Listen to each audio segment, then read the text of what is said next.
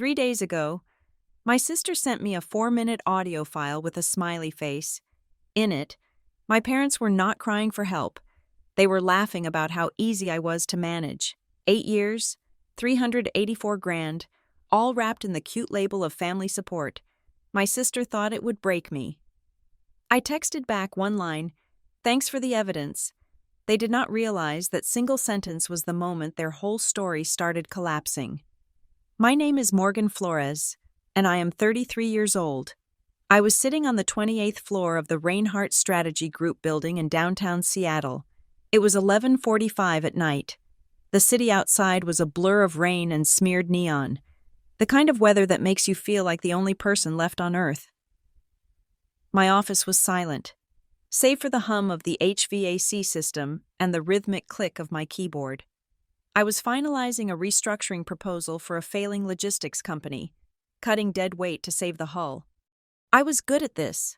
I was good at seeing where the leaks were. I was good at fixing things that other people had broken.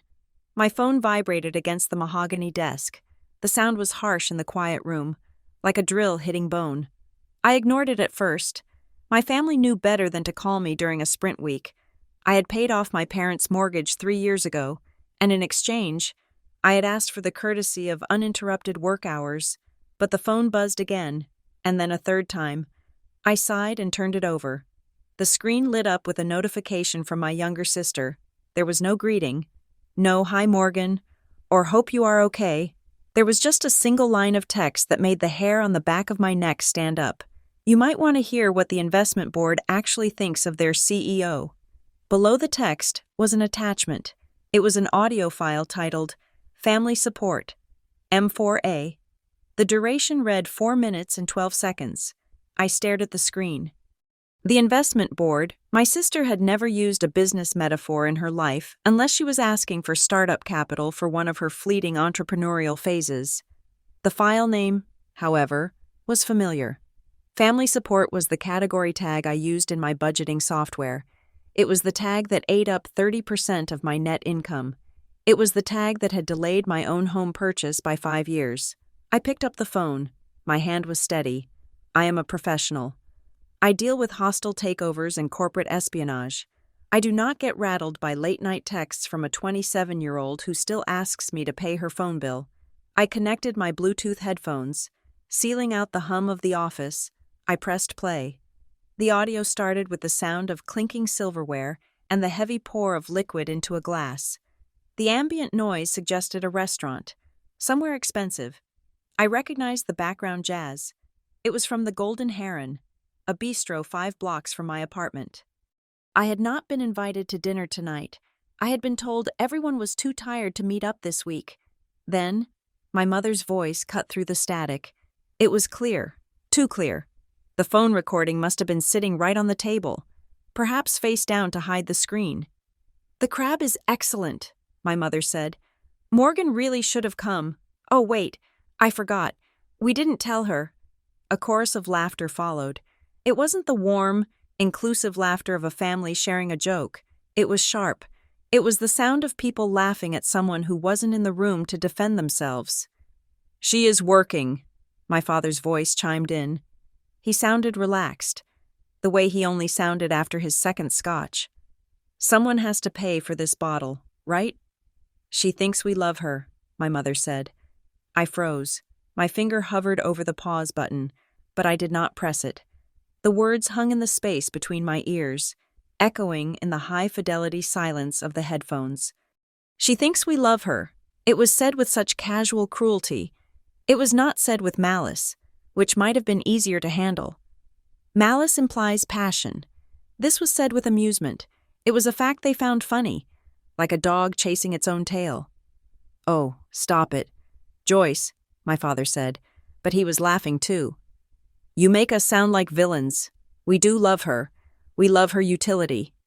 "She is the easiest to control," my mother continued. I could hear the smile in her voice. "You just have to sigh a little bit. You know, just rub your temple and say, 'Oh, Morgan, the electricity bill is so high this winter,' and she practically throws her checkbook at you. It is Pavlovian. She cannot stand to see us uncomfortable." "It is pathetic," My sister's voice joined in. She sounded bored. Honestly, it is kind of embarrassing. She walks around in those cheap suits from 3 seasons ago, driving that 10-year-old sedan, acting like she is some high-powered executive. Meanwhile, she is funding my trip to Cabo next month. She is funding everyone's trip to everywhere, my father said. $384,000 in 8 years. I did the math the other day. If she had invested that in the SP 500, she would be a millionaire. Instead, she invested in us. They clinked glasses again. To the Family Support Fund, my sister toasted. To Morgan, my mother corrected, her voice dripping with mock sweetness. Our little golden goose, long may she lay. I sat in my ergonomic office chair, staring at the rain lashing against the floor-to-ceiling window. I did not cry. I expected tears. I expected the hot flush of humiliation. But instead, I felt a strange, creeping coldness. It started in my fingertips and moved up my arms, settling deep in my chest. It was the feeling of a dead nerve. The audio continued. How long do you think she will keep it up? My sister asked.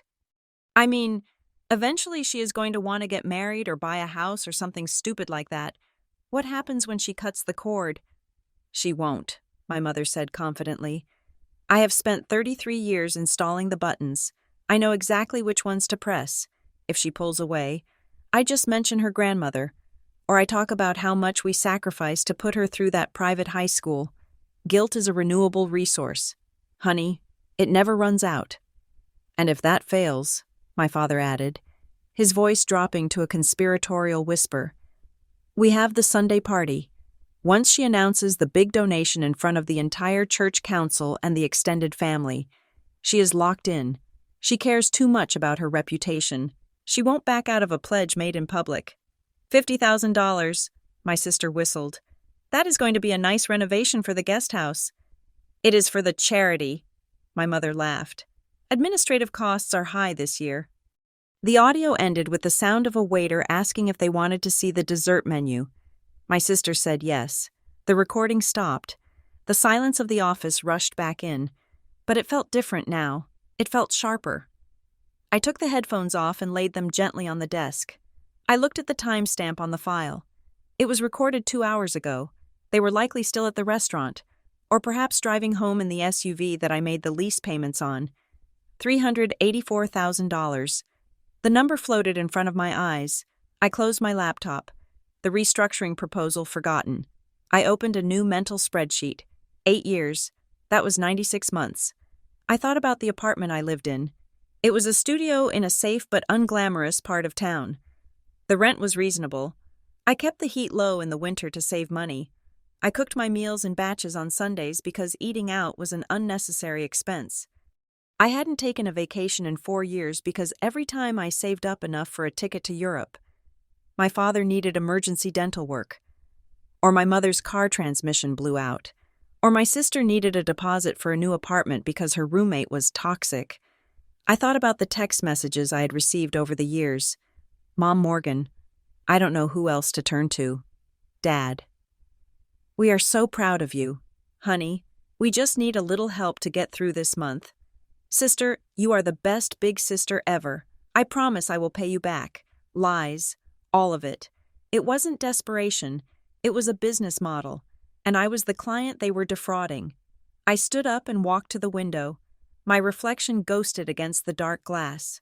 I looked the same as I had 10 minutes ago. Dark hair pulled back in a severe bun, tailored charcoal blazer, tired eyes. But the person inside the blazer had changed. The daughter was gone. The sister was gone. What remained was the strategist. The woman who looked at a failing company and knew exactly where to cut to stop the bleeding.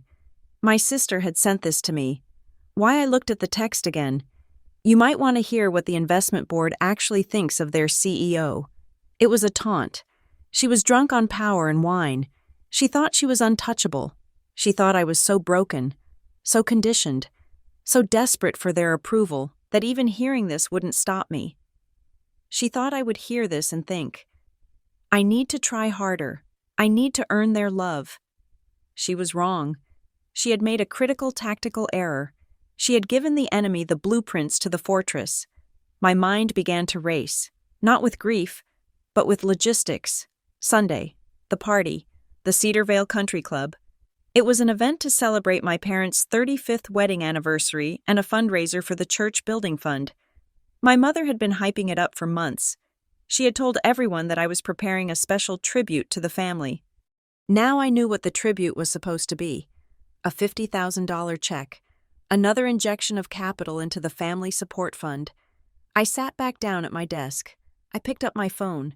My sister was waiting for a reaction. She wanted a phone call. She wanted to hear me crying, asking why, begging for an explanation. She wanted the drama. She wanted to feel the rush of being the one who shattered me. I would not give her that satisfaction. I opened the messaging app. I typed slowly, my fingers steady on the glass. Thanks for the evidence. I hit send.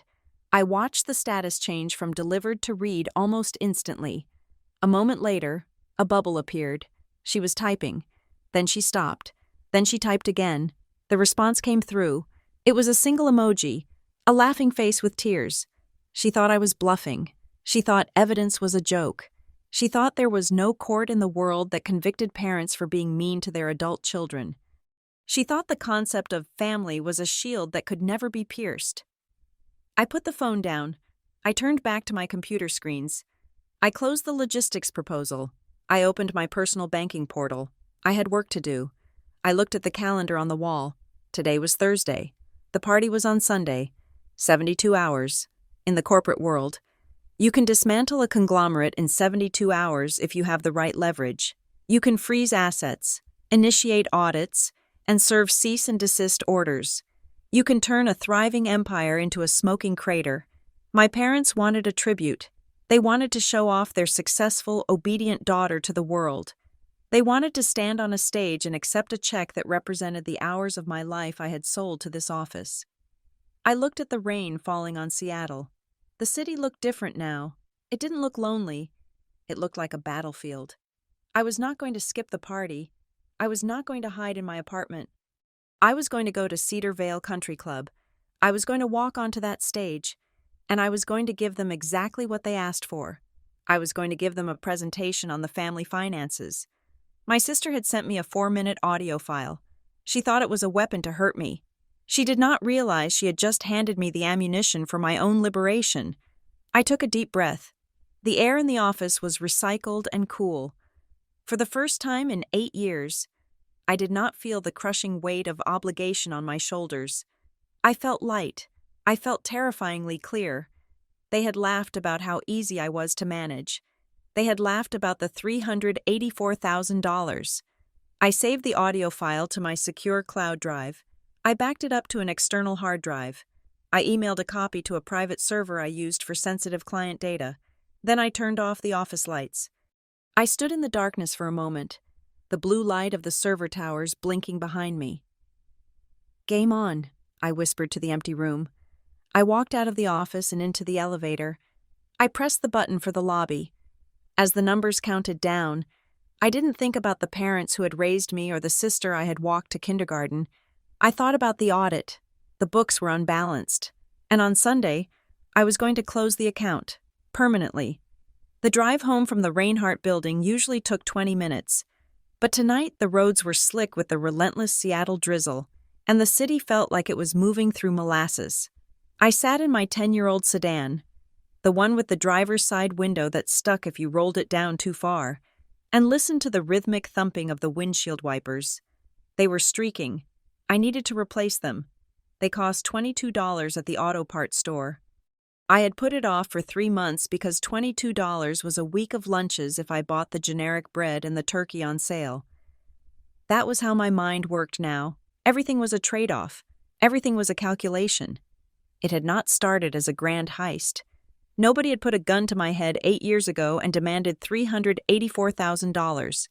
If they had, I might have called the police. Instead, they used a weapon far more effective and much harder to defend against. They used the slow, suffocating weight of filial piety. I remembered the very first check. I was 25, fresh out of business school, working my first junior analyst job. I was making decent money for the first time in my life. feeling that heady rush of independence. My father had called me on a Tuesday evening. His voice was tight, strained. He told me the water heater had burst. The basement was flooding. They did not have the liquidity to fix it until his pension check cleared in 2 weeks. Could I help? Just for a few weeks, I wrote a check for $800. I felt proud doing it. I felt like a good daughter. I felt like I was finally repaying them for the braces, the piano lessons, the private high school tuition that they never let me forget. They paid me back 2 weeks later. That was the bait. 3 months after that, it was the transmission in my mother's SUV. $1,200. I paid it. They paid me back half, and then forgot the rest. I let it slide. It was family. You do not send collections agencies after your mother. Then came the rough patch. My father's consultancy gigs dried up. My mother's health flared up a mysterious, migrating pain that required expensive specialists who did not take insurance. The requests stopped being loans and started being support. $500 a month for groceries, then $1,000 to cover the mortgage gap. Then the car payments. It became a line item in my budget. Hard-coded and immovable family support. I tightened my own belt to accommodate them. I moved into a studio apartment that smelled faintly of mildew in the winter. I canceled my gym membership and started running in the park. Even when it was freezing, I stopped buying clothes. My blazer tonight was 4 years old. I had resewn the lining myself when it tore. I told my friends next time when they invited me to dinner. I told my colleagues I was saving for a house when they asked why I never joined the summer retreat. I was living like a monk so my parents could live like the middle-class success story they pretended to be. And then there was my sister. She was 27 years old. While I was eating meal-prepped lentils and rice in my cubicle, she was, as she put it, finding herself. Finding herself seemed to require a lot of capital. She had quit 3 jobs in the last 2 years. One was too toxic. One stifled her creativity. One required her to wake up before 9 in the morning, which messed with her circadian rhythm. Between these brief stints of employment, she lived at home with our parents, or so I thought. I stopped at a red light and glanced at my phone, which was mounted on the dashboard. I opened Instagram, navigating to her profile with a muscle memory born of masochism. There she was, a photo posted 6 hours ago. She was holding a cocktail that looked like it cost $20, posing on a rooftop bar. The caption read, "Manifesting Abundance." She was wearing a jacket I had seen in a window display last week. It cost $300. How? For years, I told myself my parents were squeezing the budget to help her. I told myself that my checks were keeping the lights on so they could afford to feed her. I resented it, but I accepted it. She was the baby. She was the fragile one. I was the strong one. That was the narrative. But the audio file I had heard in my office had cracked that narrative wide open. She is funding everyone's trip to everywhere. The light turned green. I pressed the gas, and the engine sputtered slightly before catching. When I got to my apartment, I did not go to sleep. I sat on my floor. Surrounded by stacks of paper, I had printed out 8 years of bank statements. I had downloaded everything before leaving the office. I started highlighting. Yellow for rent, pink for utilities, blue for the transfers to my parents. The blue ink dominated the pages. It looked like a bruise spreading across my financial history. But as I dug deeper into the metadata of the transactions, specifically looking at the credit card I had opened 5 years ago, the one I kept for emergencies, and rarely checked because the balance was set to auto-pay from my checking account, I found something that made the air leave my lungs. I had added my mother as an authorized user on that card 4 years ago. She had called me, crying, saying she was stranded at a gas station with a flat tire and her cards were declined. She needed a card just for that day, just for emergencies. I had called the bank, authorized her, and then I had forgotten. I looked at the statement for last month. The Golden Heron Bistro, $180. Sephora, $215. Delta Airlines, $450. My mother didn't fly. She hated planes.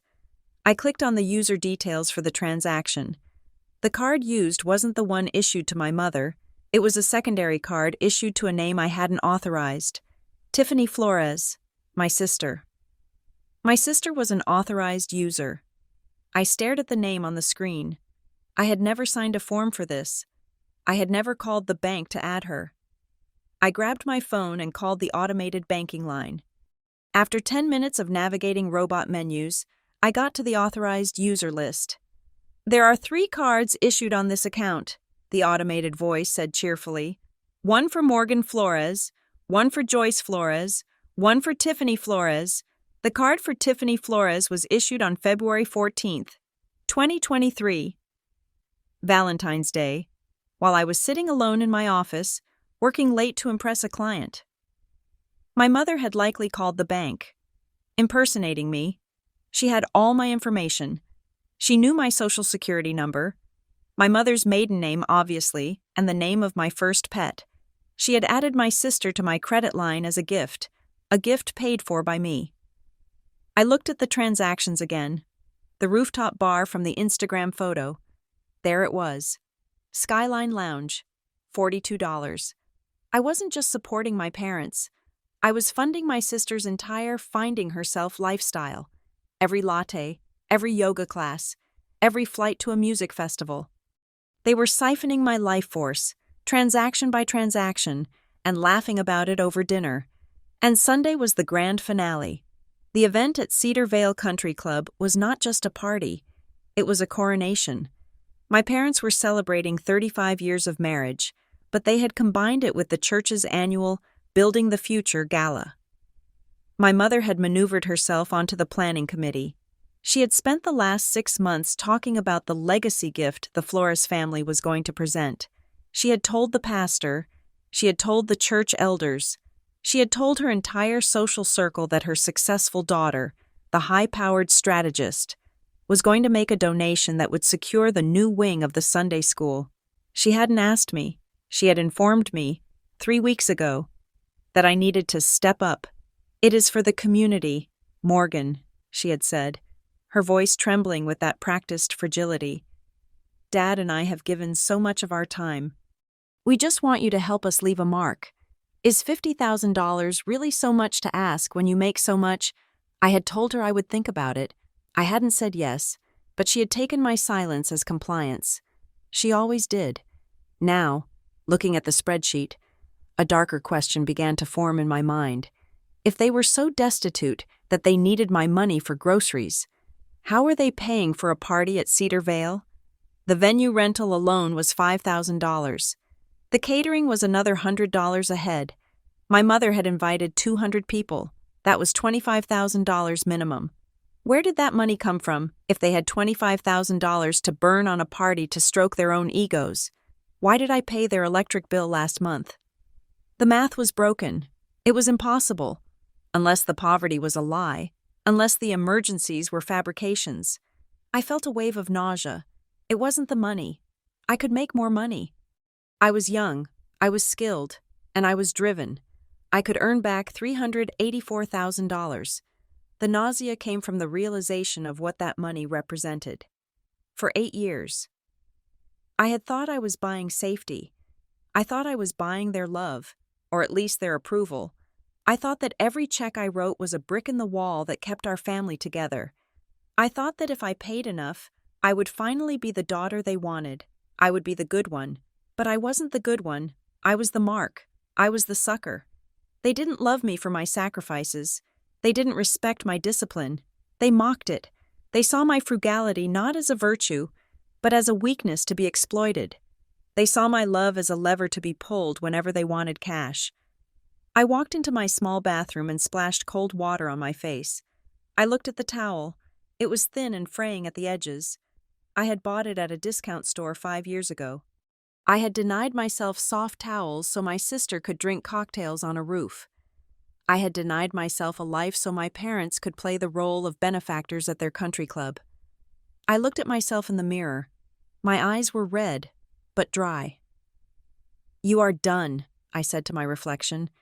I wasn't afraid of the confrontation anymore. I wasn't afraid of the scene they would make on Sunday. I wasn't afraid of losing the money. I was realizing that the thing I was most afraid of had already happened. I was terrified of the truth that sat heavy and cold in my stomach. I had never been loved for who I was. I had only been loved for what I could provide. And now that I knew the price of admission to this family, I was ready to stop paying.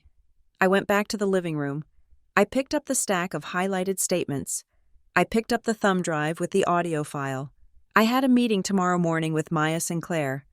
She was the best forensic accountant and litigation attorney in the city, and she happened to be the one friend I hadn't let drift away entirely.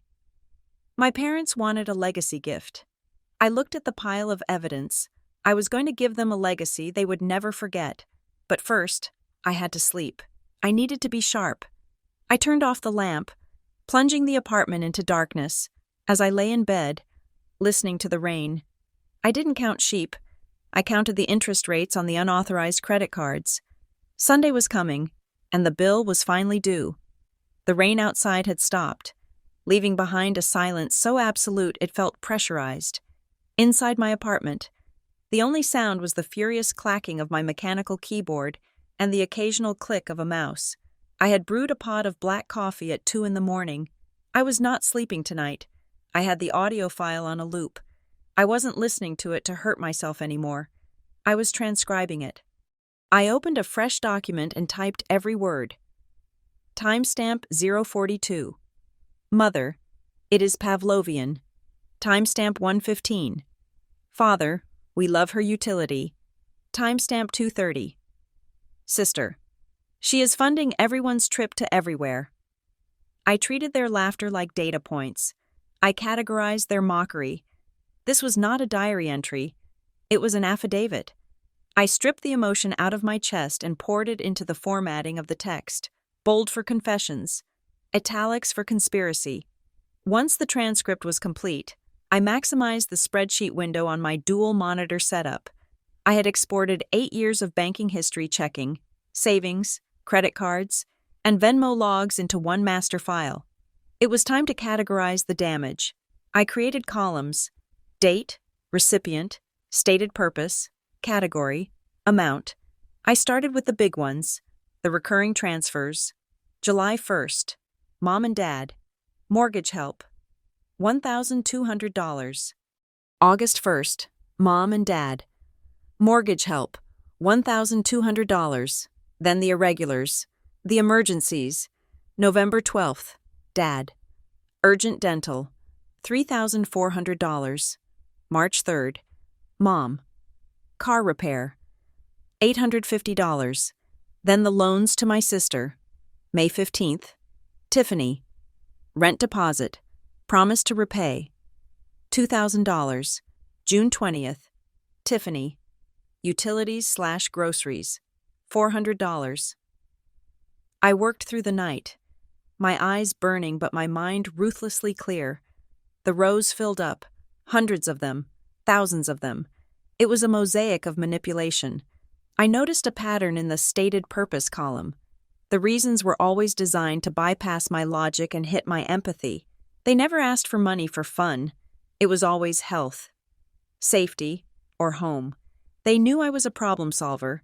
If they presented a problem, I would pay to solve it. By 4:30 in the morning, I was staring at the bottom right cell. The sum formula: $384,112.42. The number was so precise it felt sculpted. It wasn't just a lot of money. It was a retirement fund. It was a house in the suburbs paid for in cash. It was the freedom I had denied myself for a decade. But as I scrolled back up through the years, filtering by recipient, I noticed something odd. In the early years, the transfers went directly to my parents' personal checking account at Chase. But starting about 4 years ago, around the time my father retired from consulting, the destination changed. The transfers were going to an account labeled JR Holdings. I had never paid attention to the account nickname before. I had just clicked Resend on the banking app. I assumed it was a joint account they had set up for budgeting. J for Joyce, R for Robert, but Holdings, that sounded corporate. I clicked on the transaction details for a transfer I made 6 months ago, $5,000 for roof repairs. The routing number didn't match their personal Chase account. It matched a credit union in Delaware. Why would my parents, who lived in Seattle and claimed to be struggling to pay the electric bill, have an account in Delaware. A cold prickle of suspicion walked up my spine. This wasn't just mooching, this was structuring. I grabbed my phone. It was 5 a.m. I didn't care. I dialed Maya Sinclair. Maya and I had gone to business school together, while I went into corporate strategy. She went into forensic accounting and family law. She was the kind of lawyer who ate sharks for breakfast. She answered on the third ring. Her voice raspy but alert. "Morgan, is everything okay? You never call this early." "I need you," I said. My voice was flat, devoid of the panic that usually accompanies 5 a.m. calls. "I need you to look at something. I am sending you a file in a spreadsheet." "Is this work?" "No, it is personal. It is my parents." I heard the rustle of sheets and the click of a lamp. "Send it. I am up." I emailed the files. I sent an audio recording my sister sent me, and a financial breakdown of the last 8 years. I need to know if the recording is real, and I need to know if what I'm looking at in the spreadsheet is what I think it is. "Give me 20 minutes, she said. I paced my small living room while I waited. I didn't turn on the TV. I didn't check social media. I just watched the gray light of dawn creep over the city skyline. The city was waking up, oblivious to the fact that my life was being dismantled in a spreadsheet. 22 minutes later, my laptop chimed with a video call request. Maya's face appeared on the screen. She was wearing a silk robe, her hair in a messy bun, wearing thick-rimmed glasses. She looked angry, not at me, but for me. "Morgan," she said, skipping the pleasantries. I ran the audio through the analysis software. It is clean, no splicing, no AI generation. The ambient noise floor is consistent. The unique identifiers on the file match the compression algorithm of an iPhone voice memo. It was recorded yesterday at 8:14 p.m. "So they said it," I said. "All of it. They said it," Maya confirmed. "I listened to the whole thing. Morgan, I am so sorry. It is monstrous." "Save the sympathy," I said, cutting her off. "I need the analysis. Did you see the spreadsheet?"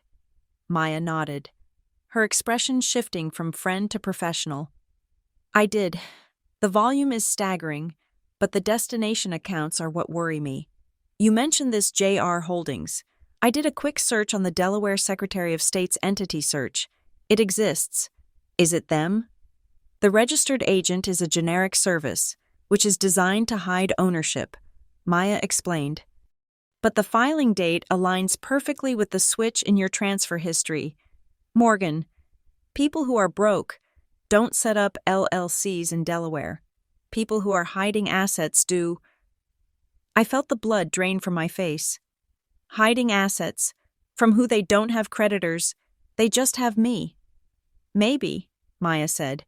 She leaned closer to the camera. "But I need you to listen to me very carefully. If they are this organized, if they have created a corporate shell to funnel your support payments, then this isn't just a family dynamic. This is a fraud scheme. And if they are willing to do this, there is no line they won't cross." "What do you mean?" "I mean, stop looking at the cash you have already lost," Maya said sharply. "That money is gone. We can sue for it later. But right now, you need to look at your exposure. You need to check your credit, right now, while I am on the line." "My credit is fine," I said automatically. "I have an 800 score. I check it on the banking app every month." "The banking app gives you a snapshot," Maya countered. "It doesn't show you the hard inquiries or the new accounts until they hit the reporting cycle.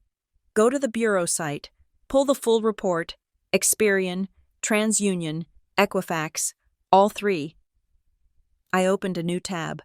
My hands were trembling slightly now, not from sadness, but from a terrifying adrenaline. I navigated to the Credit Bureau's website. I entered my social security number, my date of birth, my address. I answered the security questions.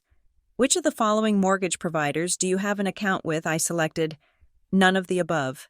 "Which of the following auto loans did you open in 2024? I selected none of the above. Please select the monthly payment amount for your loan with SunTrust Refinancing." I paused. SunTrust refinancing, I selected none of the above. The screen processed for a moment. The loading circle spinning, then the report loaded. I scrolled past the summary. I scrolled past my own credit cards. I scrolled past my student loans, which I had paid off 5 years ago, and then I stopped. Under the section labeled Open Accounts, Installment Loans, there was an entry I did not recognize. Lender Apex Mortgage Solutions. Date opened January 15th, 2026. Original balance, $150,000. Type home equity. Line of credit / co-borrower. Morgan. Maya's voice came through the speaker. You went quiet. What do you see? I couldn't speak for a moment. I stared at the date. January 15th. That was last week. There is a loan, I whispered. A HELOC for $150,000. On your apartment, Maya asked. You rent? No, I said. The realization hitting me like a physical blow. I don't own a home, but my parents do. Maya inhaled sharply. They used you as a co-signer. I didn't sign anything, I said, my voice rising. I haven't seen them in 2 weeks. I haven't signed a piece of paper. Electronic signature, Maya said grimly. Or forgery, Morgan. If they have your social, your DOB, and your history. Getting a loan approved online is terrifyingly easy if you are the parents. They probably use the family support transfers as proof of income or assets to qualify. I clicked on the details. The address listed for the borrower was my parents' house. The email address listed for the co-borrower was morgan.flores.private@gmail.com. That wasn't my email. I had never created that account. They created an email address in my name, I said. They applied for a loan. They signed my name, and they took out $150,000 against their house, with me on the hook if they default. And they will default, Maya said, or they will spend it and leave you with the debt. That is why they were laughing. Morgan, they didn't just milk you for the cash you had. They leveraged your creditworthiness to get a massive payout. I looked at the number again, $150,000. Combined with the $384,000 I had already given them, $500,000. They had extracted $500,000 of value from my existence. This isn't family support, I said, my voice shaking with a cold, hard rage. This is identity theft. Yes, Maya said. It is a felony, and if you don't act immediately, you are going to be liable for that debt. I looked at the audio file still open in the other window. Thanks for the evidence. I had texted my sister. She thought I meant evidence of them being mean. She didn't realize she had just handed me the motive for a federal crime. Morgan, Maya said, do not call them. Do not text them. Do not let them know you know about the loan. If they sense you are onto the fraud, they might try to drain that line of credit before we can freeze it. I won't call them, I said. I looked at the calendar. Sunday, the party, the legacy gift. I need you to come with me on Sunday, I said to Maya. I need a lawyer present, but not just a lawyer. I need a witness. I will be there, Maya said. But Morgan, this stops being a family drama now. This is war. Are you ready to send your parents to jail? I looked at the JR Holdings entry in my spreadsheet. I looked at the fake email address on the credit report. I remembered my mother's voice saying, "She thinks we love her." I didn't feel the sting of betrayal anymore. That part of me had died when I heard the recording. Now, I just felt the cold precision of the auditor. They stole my identity, I said. They stole my future. I am not sending them to jail. Maya, I am just presenting the facts. If the facts lead to a cell, that is on them. I hung up the call. The sun had fully risen now. The light hit the spreadsheet, illuminating the rows and rows of red numbers. 384,000 was just the surface. It was just the cash they could wheedle out of me with guilt trips. The real money was in the fraud. I reached for my phone, but not to call my parents. I opened the banking app. I had work to do. And the first step was to ensure that when they tried to swipe a card today, the machine would scream, "Declined." The audit was over. The execution was about to begin. The mouse click was silent. But to me, it felt like the heavy thud of a guillotine blade dropping. I was sitting at my kitchen island. The morning light was gray and unforgiving, illuminating the dust motes dancing in the air. On my screen was the dashboard of my primary checking account. My cursor hovered over the transfer settings. Recipient mom and dad. Primary. Frequency monthly. Amount $4,000. I did not hesitate. I clicked Cancel Recurring Transfer. A dialog box popped up, asking if I was sure. It warned me that this action could not be undone without setting up a new authorization. It asked me to consider the impact on the recipient. The banking algorithm was trying to be helpful, trying to prevent an accidental lapse in bill payments. It did not know it was asking me to reconsider my own emancipation. I clicked Confirm. The line item vanished. Just like that. 8 years of obligation. 8 years of sweating over spreadsheets to make sure I had enough liquidity to cover their lifestyle. Erased with a single pixelated button press. I felt a strange physical sensation in my chest. It was a lightness. So sudden and intense it made me dizzy. It was the feeling of dropping a heavy rucksack after a 10-mile march. But mixed with the relief was a cold, terrifying vertigo. I was free, but I was also cutting the tether to the only version of a family I had known. I took a sip of cold coffee and moved to the next tab. Authorized users. There she was, Tiffany Flores. I clicked Remove User. The system processed for a second. Access revoked. I didn't stop there. I went to the security settings. I selected Report Lost or Stolen.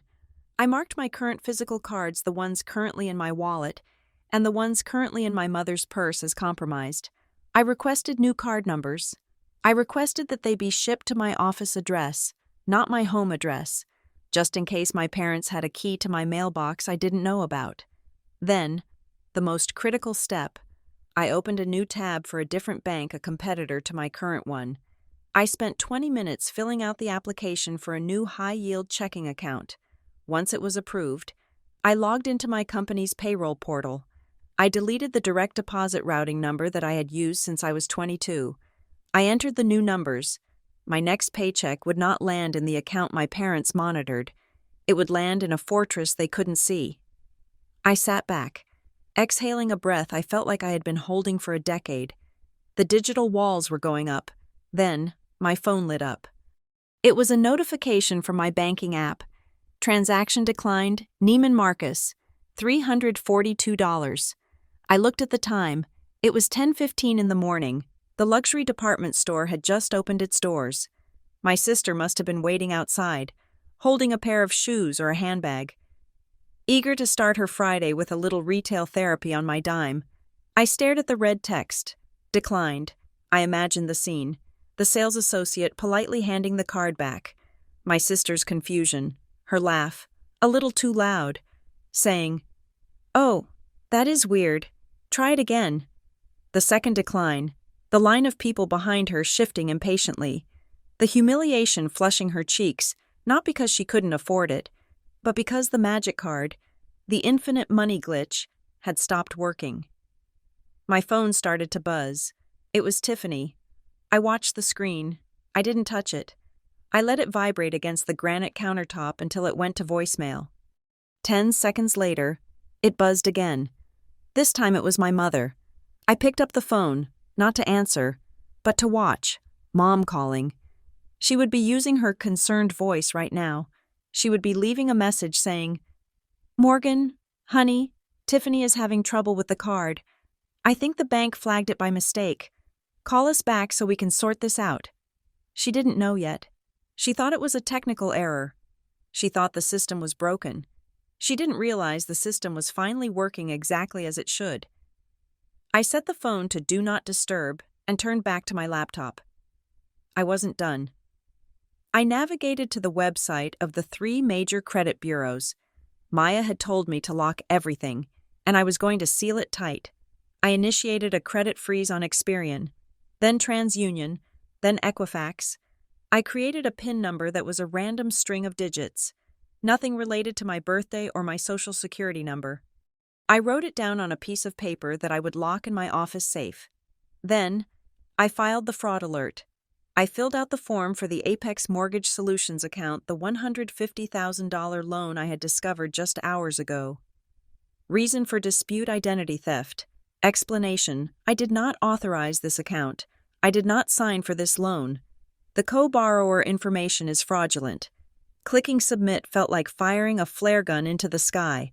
It was an official declaration of war. Once the fraud alert was in the system, the lender would be legally required to investigate. They would freeze the funds. They would contact the primary borrower, my parents, and demand proof of the co-borrower's consent. My parents wouldn't be able to provide it. The phone buzzed again, vibrating through the do not disturb silence. I glanced at it. 7 missed calls, 3 from Tiffany, 4 from Mom, and now 1 from Dad. The tone of the voicemails would be shifting now. The glitch theory would be fading. They would be checking their own accounts. They would see the recurring transfer canceled notification in the joint history. Panic would be setting in. Not the panic of a family worried about their daughter, but the panic of a parasite realizing the host has died. I ignored them all. I had one more call to take, and it was the only one that mattered. My laptop chimed. It was Maya. I answered the video call. Maya looked more awake now, dressed in a sharp blazer, sitting in her home office with a wall of law books behind her, but her expression was grim. I did some digging on Apex Mortgage Solutions, Maya said without preamble, and I pulled the property records for your parents' house. Tell me, I said. It is worse than a simple HELOC. Maya said, they didn't just take out a line of credit, Morgan. They initiated a cash-out refinance. They are refinancing the entire home, the one you helped pay off, for its new appraised value. I felt a cold knot tighten in my stomach. How much? The house is appraised at $800,000, Maya said. They are pulling out nearly $400,000 in equity.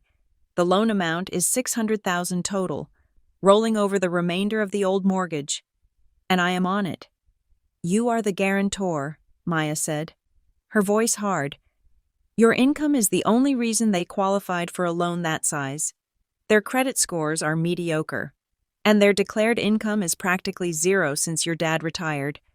They used your salary, your employment history at Reinhardt, and your credit score to secure the loan. $400,000 in cash, I whispered. That is what they are walking away with. Exactly, Maya said. And here's the kicker. The funds are slated to be wired to a corporate account. Guess which one? JR Holdings, I said. Bingo, Maya said. They are stripping the equity out of the house, dumping the cash into their LLC in Delaware, and leaving the debt attached to the property. And since you are the co-signer, if they stop paying the mortgage, which they will, because they have no income, the bank comes after you. They get the cash, you get the debt, and you lose the house. I sat in silence. The cruelty of it was breathtaking. It was an orchestrated financial demolition of their own daughter. They were planning to bankrupt me to fund their retirement. But here's the thing, Maya continued, leaning in. I called a contact at Apex. I pretended to be a frantic assistant checking on the file. The loan is approved, contingent on final wet signatures. Wet signatures. They need physical signatures on the closing disclosure and the deed of trust, Maya explained. Digital signatures worked for the application and the initial disclosures. But for a transaction this size, involving real property, the bank requires a notarized signature. They need you in a room. Morgan, they need you to sign the paper. My mind flashed to Sunday, the party, the tribute, the legacy gift. I laughed. It was a dry, hollow sound that scraped my throat. That is it, I said. That is the surprise. What? The party on Sunday, I said. My mother has been telling everyone I am giving a special gift to the family. She has been hyping it up. She is going to ambush me. I stood up and walked to the window, looking out at the city I had worked so hard to survive in. They are going to do it in front of everyone, I realized. the pieces clicking together like the tumblers of a lock. They are going to frame it as me co-investing in the family estate. Or maybe they will just have a notary in the back room and pressure me to sign just a few formalities before I go on stage. They think if they surround me with 200 people, with the pastor, with all their friends, I won't be able to say no. I will be too embarrassed to cause a scene. I will sign to keep the peace. It is a pressure cooker trap, Maya agreed. They are banking on your compliance. They are banking on the fact that you have never said no to them in public. They are right, I said softly. I never have. My phone buzzed again, a text from my father. Morgan, call us immediately. There is a serious problem with the bank. We are worried about you. Are you okay? Worried about me? Worried that their $400,000 payout was about to evaporate. Maya, I said, turning back to the screen. Do not file the dispute with Apex yet. Maya blinked. What, Morgan? You have to. We need to kill that loan. If we file the dispute now, the bank calls them today, I said. They will know I am on to them. They will know the game is up. They might run. They might try to transfer the cash they already have in the Delaware account. So what do you want to do? I want them to think everything is fine until Sunday, I said. I want them to think the declined card was just a glitch. I want them to think I am still the obedient daughter coming to the party to sign their papers. You are going to walk into the trap, Maya asked, her eyebrows raising. No, I said. I am going to spring it. I looked at the text from my father again. I typed a reply. So sorry. Crazy morning at work. My card got flagged for fraud for some reason. I am on the phone with the bank now to fix it. Might take 24 hours to clear. See you Sunday. Love you. I hit send. I just bought us 48 hours, I told Maya. Bring the files to the party. Bring the audio. Bring the spreadsheet. And bring the credit report showing the fraudulent application. Morgan, Maya warned, if you go there, they will come at you hard. It is going to be ugly. I know, I said, but they are expecting a victim. They are expecting the girl who pays the bills and apologizes for existing. I looked at my reflection in the dark monitor of my computer. The woman staring back at me didn't look tired anymore. She looked dangerous. They made me pay for my existence for 8 years, I said. On Sunday, I am going to give them the receipt. I hung up the call. I walked over to my closet and pulled out a garment bag. Inside was a dress I had bought 3 years ago for a gala I never attended because my mother had needed emergency money for a vet bill for a dog they didn't even own anymore. It was red, dark, blood red, sharp cuts, unapologetic. I hung it on the door frame. My phone buzzed with a reply from my father. Glad you are okay. Fix it fast. We have big plans for Sunday. Don't be late. I stared at the screen. I won't be late, I said to the empty room. I went back to the kitchen and poured the rest of the coffee down the sink. I didn't need the caffeine. The adrenaline of the hunt was more than enough. I had cut the lines. I had locked the gates. Now, I just had to wait for them to walk onto the stage I was about to set on fire. Saturday morning arrived with a deceptive calm.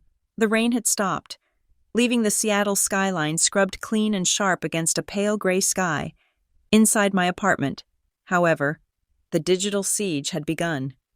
The 24-hour window I had bought with my lie about the banking glitch had expired. My parents had tried the cards again. They had tried to transfer funds. They had realized that the glitch was not technical, but personal. My phone, which I had left on the kitchen counter, began to vibrate at 8 in the morning. It did not stop. It buzzed and danced across the granite surface like an angry insect. I watched it while I drank my tea. I was not afraid anymore. Yesterday, the constant ringing had triggered a conditioned response of anxiety, a need to fix things. Today, it just looked like data. It was evidence of their desperation. I finally picked it up when the screen flashed the name Aunt Carol. Carol was my mother's older sister. She was the family matriarch's mouthpiece, the enforcer of the status quo. She never called me unless I had committed a transgression against the family code. I swiped to answer. I put it on speaker. Morgan, Aunt Carol's voice boomed into my kitchen. She did not say hello. Your mother is beside herself. She says you are having an episode. An episode, I repeated calmly. Is that what she calls it? She says you are under a lot of stress at work. Carol continued, her tone dripping with that weaponized pity my family perfected. She says you have locked them out of the accounts because you are confused. She says you are not thinking clearly. We are worried about your mental state. Morgan, I took a sip of tea. The strategy was elegant in its cruelty. They knew they could not explain away the money I had cut off. If I told people I stopped paying because they were stealing from me, I would look rational. So, they had to strike first.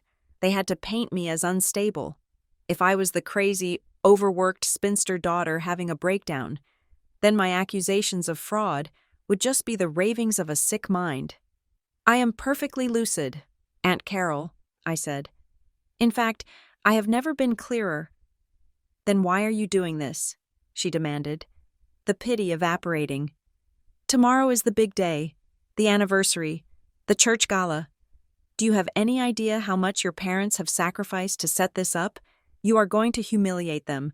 If you don't unlock those funds by noon, you are spitting in the face of God and your family. I thought you said I was having an episode, I said. Now I am being malicious. Which is it, Carol? Don't play word games with me, she snapped. Your mother is crying. She says you are trying to punish them for loving you too much. Fix it, Morgan, or don't bother showing up. I will be there, I said. Don't worry about that. I hung up. The gaslighting was textbook. You are stressed. You are confused. You are hurting us. They were trying to make me doubt my own reality. But I had the spreadsheet. I had the credit report. I had the truth in black and white.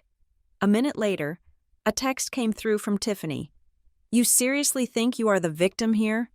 That is hilarious. You loved it. You loved being the rich big sister. You loved dangling money over us so you could feel superior. You volunteered for this role. Morgan, don't act like we forced you. Unlock the cards. I have a hair appointment at 2. I read the message twice. You volunteered. There was a grain of truth there, a jagged shard that caught in my throat. I had volunteered. In the beginning, I had wanted to be the hero. I had wanted to be the one who fixed the water heater and saved the day. But consent obtained through manipulation is not consent. It is coercion. I did not reply. At 10 o'clock, the phone rang again. This time, it was my mother. I knew this was the escalation. Carol was the warning shot. Tiffany was the taunt. Joyce Flores was the nuclear option. I pressed the record button on my external voice recorder, which sat next to my coffee cup. Then I answered the phone. Morgan, my mother said. Her voice was ice cold. There were no tears now. You have 5 minutes to explain why my card was declined at the florist. The centerpieces for tomorrow are hostage because of you. I told you, Mom, I said, keeping my voice level. I am auditing my finances. There were irregularities. Irregularities, she scoffed. You are petty. That is what you are. You are jealous that the spotlight is on us tomorrow. So you are trying to ruin it. I found the loan. Mom, I said. I hadn't planned to say it, but the words slipped out. The Apex mortgage loan. The one with my name on it. There was a silence on the other end. It lasted 3 seconds. In that silence, I heard her calculate. I don't know what you are talking about, she said. The denial was instant. Automatic. But since you want to talk about finances, let's talk about your career. My career. I know the managing partners at Reinhardt, my mother said. Her voice dropped lower, becoming intimate and dangerous. I met them at your holiday party last year. Remember, they were very charmed by your father and me. They think we are such a supportive family. What is your point? I asked. My point is, she said, that a strategy firm relies on the stability of its consultants. If they were to find out that one of their senior associates was suffering from a severe mental health crisis, if they heard that she was cutting off her family, acting erratically, perhaps even showing signs of paranoia, well, They might have to put her on leave, indefinite leave. My hand tightened around the phone. Are you threatening my job? I am just worried about you, Morgan, she said, the malice dripping from every syllable. I think you need help, and if you don't unlock the transfer by the end of the day, I might have to call your boss, just to express a mother's concern. I would hate for them to think you are a liability, but if you are going to act like a child, maybe you shouldn't be handling million-dollar accounts. My heart hammered against my ribs. This was it. This was the bottom. They weren't just thieves. They were terrorists. They were willing to burn down the career that paid their bills just to bring me back to heel. I looked at the recorder spinning on the counter. Mom, I said, forcing my voice to tremble slightly, tempting her to commit fully. Are you saying that if I don't give you the money, you will call Reinhardt and tell them I'm crazy? I am saying that actions have consequences. Morgan, she hissed, you embarrass us. We expose you. That is the deal. Fix the money, or you won't have a job to go to on Monday. She hung up. I sat there for a moment, listening to the dial tone. Then I reached out and stopped the recording. Got you, I whispered. She thought she had checkmated me. She thought my career was my weak point, the hostage she could put a gun to. She didn't realize she had just given me the final piece of evidence I needed for a restraining order. I stood up. I didn't cry. I didn't panic. I went to my laptop and opened my work email. I composed a message to Sarah, the head of human resources at Reinhardt Strategy Group. Subject urgent personal matter / potential harassment. Dear Sarah, I am writing to formally notify you of a personal situation that may impact the office. I am currently in a legal dispute with my estranged family regarding financial fraud and identity theft. I have evidence that they may attempt to contact the firm to spread false information about my mental health or professional conduct in an attempt to harass me.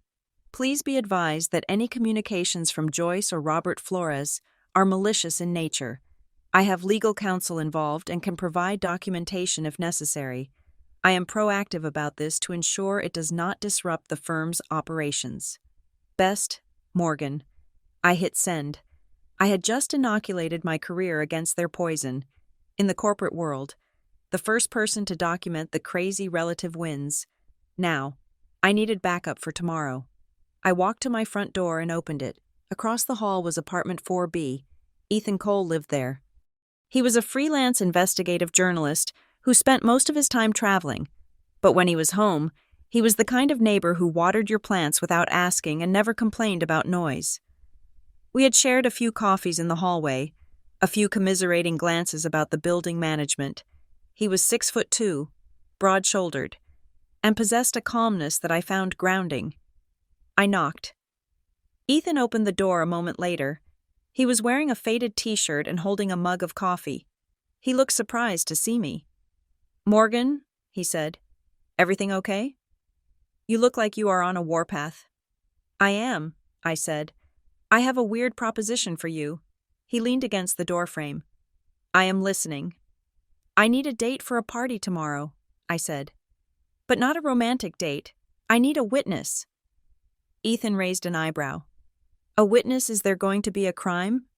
The crime has already happened, I said. Tomorrow is the sentencing hearing. It is my parents' anniversary party at Cedar Vale. I am going to expose a massive financial fraud they committed against me. They have threatened to ruin my reputation and my career. I need someone neutral to stand next to me so they can't corner me alone. And I need someone to ensure that if things get physical, there is a third party present. Ethan stared at me. He looked at my rigid posture, my tired eyes, the set of my jaw. Is there an open bar? He asked. Yes, I said. And expensive crab cakes. I am in, he said. What is the dress code? Funereal chic, I said. Wear a suit, and bring your phone fully charged. Done, he said. He didn't ask for details. He didn't tell me I was being dramatic. He just saw a neighbor in trouble and stepped up. It was more support in 30 seconds than I had received from my family in 30 years. I went back to my apartment. I had my defense. I had my witness. Now I needed my weapon.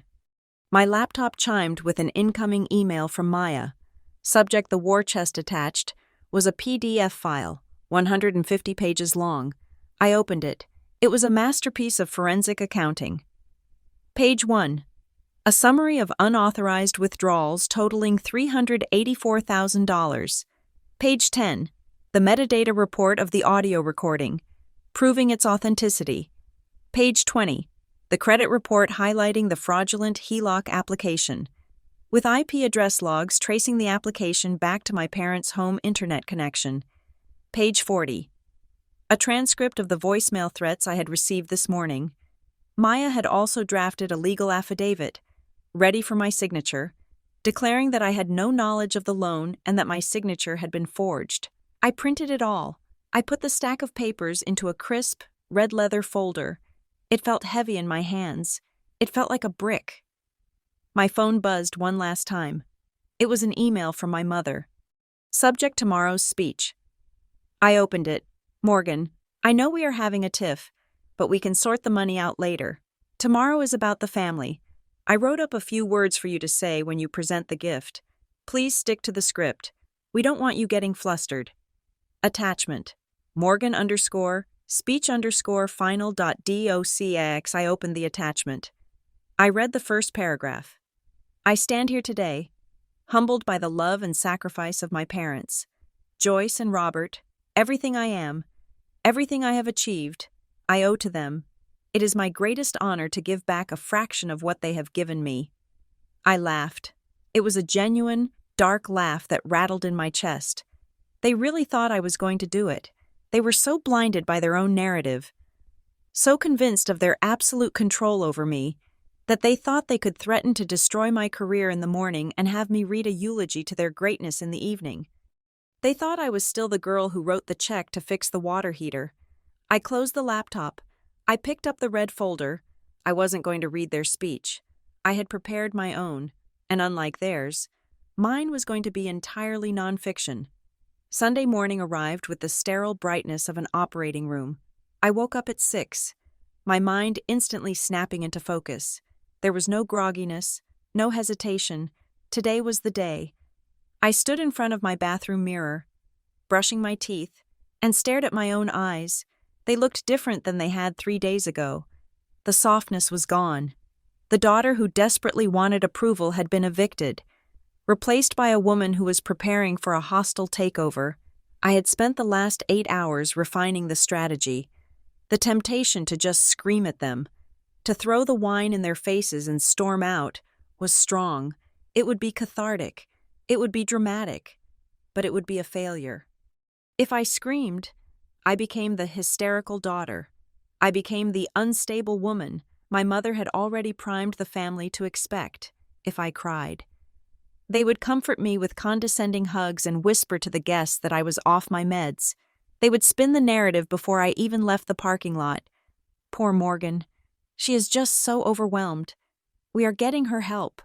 No, I could not give them a single inch of emotional ground. I could not be a daughter today. I had to be an auditor. I walked into my living room where my printer sat. It was time to prepare the exhibits. I had condensed the massive spreadsheet Maya and I had built into a single, terrifying document. I called it the executive summary. I adjusted the margins. I set the font to Arial, size 14, bold. I wanted it to be readable from 3 feet away. I wanted it to be impossible to misinterpret. Total financial transfer, 2018 to 2026, $384,112. Unauthorized debt. Incurred 2026, $150,000. Total liability, $534,000. Below the numbers.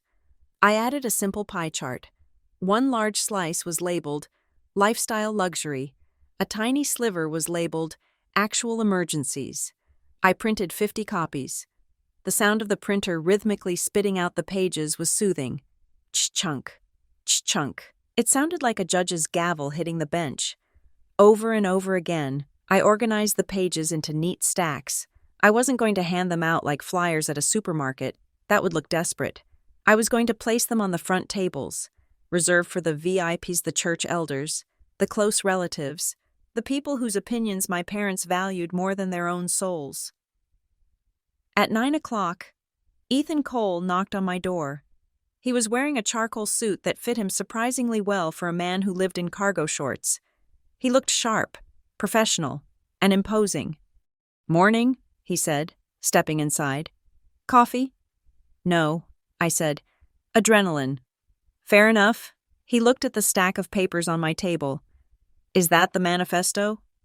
"It is the balance sheet," I corrected. "We are sticking to financial terms today." Ethan nodded. He reached into his jacket pocket and pulled out a tangle of cables. "I brought a Bluetooth receiver and a standard aux cord. Do we know what the sound system at Cedar Vale is like?" "It is old," I said. "My parents complained about the microphone feedback at the last gala." "Perfect," Ethan said. "Old usually means simple. I can plug directly into the mixer if I have to, or I can just hijack the Bluetooth if they have updated the receiver. Either way, when you give the signal, the audio will play. I will make sure of it." "Thank you, Ethan," I said. I paused, looking at him. "You don't have to do this. Once I start talking, the room is going to turn ugly. You don't have to stand in the blast zone." Ethan shrugged. "I have covered protests in foreign capitals. Morgan, a country club breakdown is just a Sunday brunch to me. Besides, I hate bullies. And from what you have told me, your parents are world class." I felt a surge of gratitude, but I pushed it down. Emotions were for later. My phone rang. It was Maya. "Status report," she said. "Suit is on. Evidence is printed. Witness is secured," I said. "Good," Maya said. "I want to go over the audio one more time. You have the file on your phone?" "Yes." "Do not play the whole 4 minutes," Maya instructed. Her voice was sharp, the lawyer taking charge. "People have short attention spans. If you play 4 minutes of dinner conversation, they will tune out. They will start looking at their phones. You need the kill shot." 47 seconds, I said. I cut a clip. It starts with the laughter. It hits the utility line. It ends with, "She thinks we love her," and then silence. "Perfect," Maya said. "Play it once. Do not repeat it. Let the silence hang in the room. Let them sit in it, and Morgan keep the original file safe. That is your chain of custody for the fraud investigation." "I have 3 backups," I assured her. "One more thing," Maya said, her voice softening slightly. "They are going to interrupt you. Your mother will try to rush the stage. Your father will try to shout you down. Do not engage. Do not argue. If you argue, you are validating their side. You are implying there is a debate. There is no debate. You are reading a verdict." "I know," I said. "I won't stop." "And the exit." "Ethan has the car parked near the side exit," I said. "As soon as the audio ends, we walk, no Q&A, no family meeting, we leave." "Good luck," Maya said. "I will be waiting for your text." I hung up and sat down at my desk to review my speech. I had written it on stiff cue cards. I didn't want to use my phone. Looking at a phone seemed casual, disrespectful. Cue cards looked prepared. They looked official. I read the opening lines. "Good evening, everyone. As many of you know, my parents have always taught me the value of family support. It was the perfect bait. It was exactly the kind of saccharine opening my mother would expect. It would make her relax. It would make her smile and nod at her friends. Thinking, "See.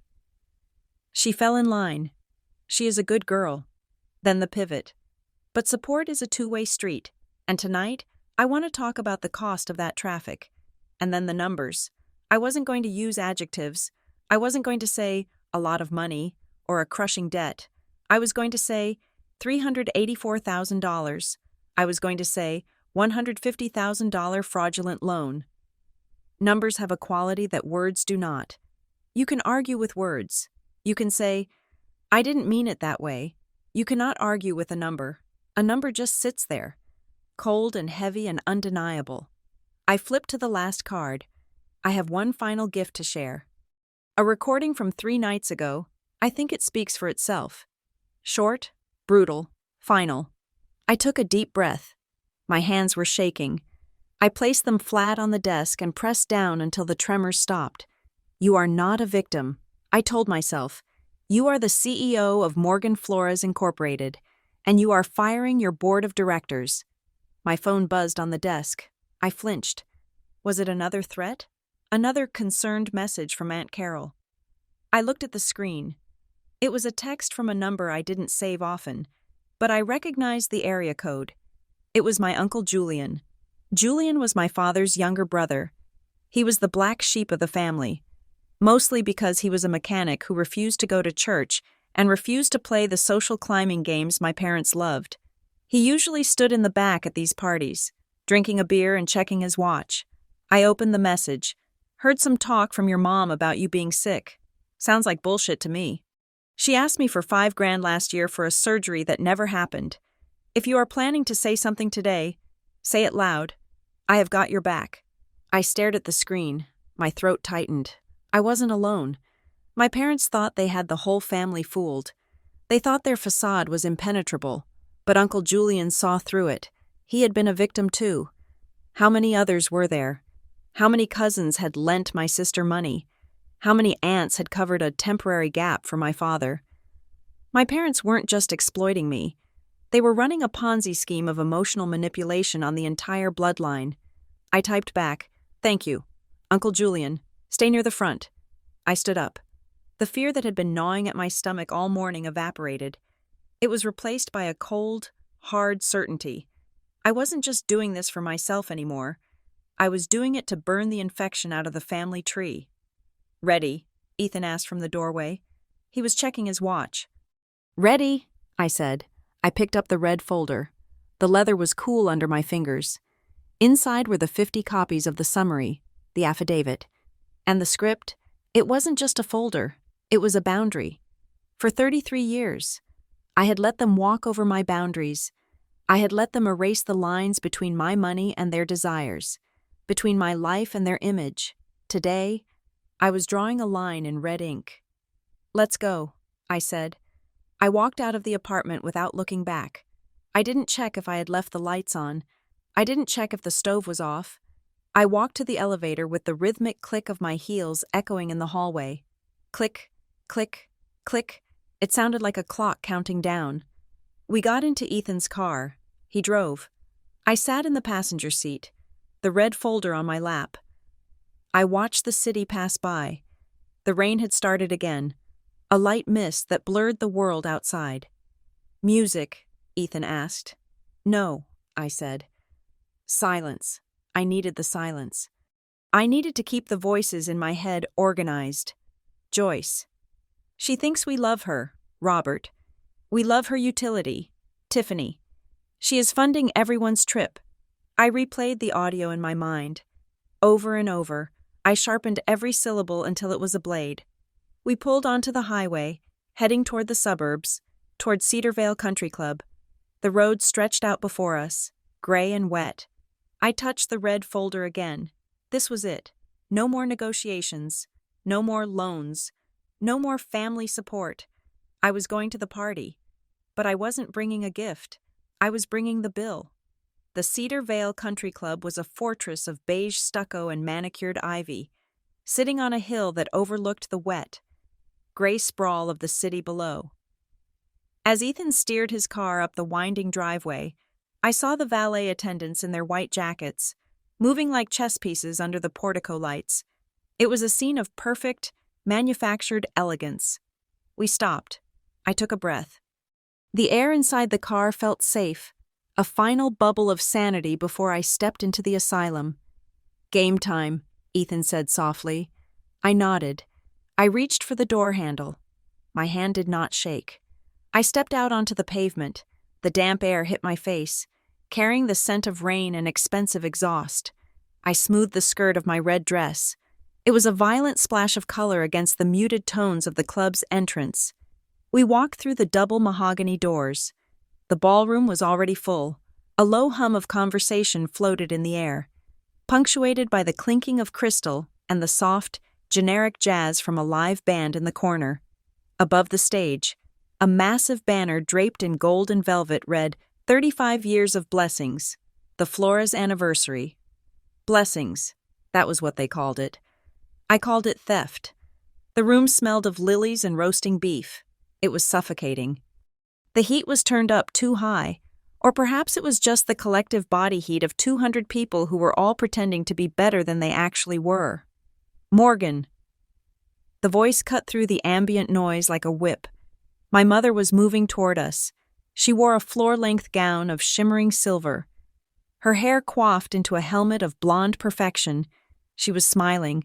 It was a wide, radiant smile that did not reach her eyes. Her eyes were hard, scanning me, assessing the threat level.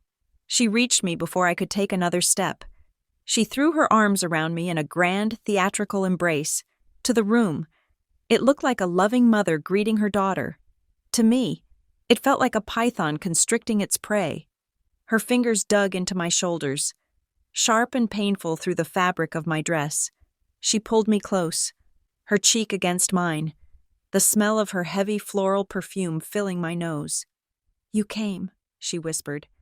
Her voice was a hiss, audible only to me. "I knew you wouldn't dare miss this." "I wouldn't miss it for the world," I whispered back, my voice flat. She squeezed harder. "Do not ruin tonight. Morgan, I mean it. If you make a scene, you will regret it for the rest of your life. Smile."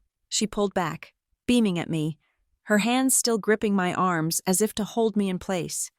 "And who is this?" she asked, turning her gaze to Ethan. Her smile faltered for a fraction of a second. She had expected me to be alone. She had expected me to be vulnerable. "This is Ethan," I said. "My neighbor, and my guest." "Oh," my mother said. "We didn't have a seat for him. It is family only at the head table." "He sits where I sit," I said. I didn't raise my voice. I didn't need to. "Or I leave right now." My mother's eyes flickered to the red folder I was holding in my left hand. She stared at it. She didn't know what was inside, but she knew it wasn't a greeting card. "Fine," she said through her teeth. "We will squeeze a chair in. Come, everyone is waiting to see the Golden Girl." She led us through the crowd. I felt the eyes of the room land on me. It was a physical sensation. Like walking through a spider web. I saw my father first. He was standing near the bar, holding a glass of scotch that looked dark enough to be his third. He was laughing with a group of men from the church council, but his eyes were darting around the room nervously. When he saw me, he didn't wave. He looked down at his shoes, then took a long swallow of his drink. He looked smaller than I remembered. The bluster was gone, replaced by the twitchy energy of a man who knows the walls are closing in. And then I saw Tiffany. She was sitting at the head table, wearing white, not just white, but a flowing lace-trimmed dress that looked bizarrely bridal. Or perhaps like a communion gown. She had her hair down in loose waves. She looked young, fragile, and utterly innocent. She was playing the role of the angel, the delicate flower that needed protection. She saw me and offered a weak, trembling smile. It was a masterpiece of manipulation. It said, "I am scared of you. Please don't hurt me." I walked past her without blinking. As we moved through the tables, people reached out to touch my arm or pat my hand. These were my relatives, my aunts, uncles, cousins, people I had known my entire life, but their greetings were strange. "So brave of you to come, honey," Aunt Carol whispered, squeezing my hand with a damp palm. Her eyes were wide with pity. "We are all praying for you." "You look rested," a cousin said, looking at me as if searching for tics or tremors. "Just take it easy tonight, Morgan," an uncle muttered. "Don't stress yourself out." My mother had done her work well. She had poisoned the well before I even arrived. To them, I wasn't the successful strategist. I was the mental patient on day release. They were walking on eggshells, waiting for me to snap. I stopped at a table near the front. Mrs. Gable, the head of the church charity committee, was sitting there. She was a woman who wielded gossip like a holy sword. "Morgan," she chirped, "your mother told us about the generous gift you are giving tonight, $50,000. That is such a blessing for the new wing. I smiled at her. It was a cold, sharp smile. 50,000, I said, loud enough for the table to hear. That is just the cover charge. Mrs. Gable, the family support account has been active for 96 months, but who is counting? Mrs. Gable blinked. Her fork hovered halfway to her mouth. 96 months, I thought. Joyce said it was a one-time donation. For the anniversary. Oh, no, I said smoothly. The anniversary is just a milestone. The billing cycle is monthly. Enjoy the crab cakes. I paid for them. I walked away before she could respond. I left her staring at her plate, the math clashing with the narrative she had been fed. We reached the head table. My mother gestured frantically to a waiter, who dragged a folding chair over for Ethan. She placed him at the far end, next to a deaf great-uncle, trying to isolate him from me. I sat down. I placed the red folder on the table, right next to my water glass. My mother sat across from me. She couldn't take her eyes off the folder. "What is that?" she asked, her voice tight. "Your speech. Supporting documents." I said.